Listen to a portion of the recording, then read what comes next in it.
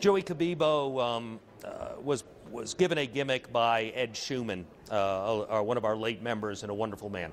And Ed bought him gear, and Ed bought him boots, and Ed used him all over his area, and Ed built him into a version of that character. And Ed always wanted him to be champion, and originally he was North American champion. And then the idea was that eventually he could become world champion, and Ed passed away before that happened. But it was finally realized. And then we had a major defense. We had done a couple of years of shows at the Ohio State Fair. Our second year, we had promoted a main event that had been agreed to, and the main event was going to be the Sheik versus Adam Pearce in a rematch. And while there's been a lot of rhetoric around it, I interacted with Joe. He sent me the pictures. Rico Mann, who's no longer in our company, did the posters advertising the match. Any suggestion he didn't know he was booked or hadn't negotiated a price. By the way, the price for the world champion is set. There's a price that everybody has to pay. So for him to suggest in any interview that he didn't know what he was getting paid is, for want of a better word, a lie. I have no comment on pieces of. Anytime you have a job to do, anytime you refuse a booking, then you're a champion. You're a champion. You represent the brand. They asked you to be somewhere, and you don't want to be there. You don't want to do business professionally. As far as I'm concerned, he's a mark. So many guys would give their right arm to be in that position, that truly believe and have passion for this business. That's the ultimate goal for guys like me and anybody out there. Just young or old. I mean, the NWA World Champion is the Mecca, like I mentioned before, and you can't take that lightly. To be honest with you, he's a coward. He's a flake in my mind, to be honest with you. The Sheik did not put the NWA first. The NWA gave him an opportunity. It wasn't him giving the NWA an opportunity, but in his mind, that's how it was. He was given the NWA opportunity. If I saw the Sheik right now, I'd bust him straight in the mouth for everything he has done. I know Sheik. He's not my best friend or anything.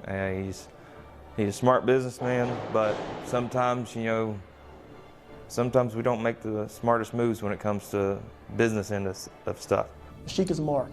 He's not smart to the business.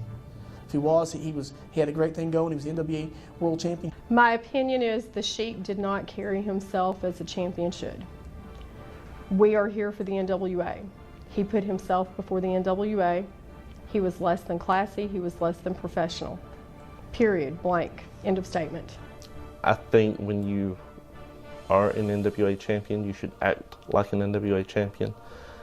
Things are discussed and arranged, and you know what your commitments are. And to me, if you're a champion who cannot honor your commitments and follow through on your word of what you have obligated yourself to do, then you're not a true champion. I know Sheik, and I know Classic, and I know both of those guys, and I've been involved in wrestling controversy before, and there's always your side, their side, and the truth. And I've heard sides from them, sides from other people, and somewhere in between all that is the truth, and I'll leave it at that. The Sheik actually was a good friend of mine. He's from Florida area, and we've known each other for years, and we bumped heads, a few times, and what he did is just, the only thing I can really say is, he went one way, they went the other, and controversy sells. I think Sheik takes care of Sheik, and I think Sheik will survive, but I think he would have had a more successful place in the history of the NWA had he not did what he done. He wanted to do what he wanted to do rather than what he needed to do. I mean, not everybody agrees on it. Some people do agree with what happened, but it's all in what the Sheik wanted to do. He had a clue what he was doing, and with him being on top, I know he respected that and, was honored to be able to carry that. And with him being stripped, I'm sure, you know, it hurts. That's, you know, that's a serious deal when something like that happens. It's never good, I don't think, for any title to have to be stripped.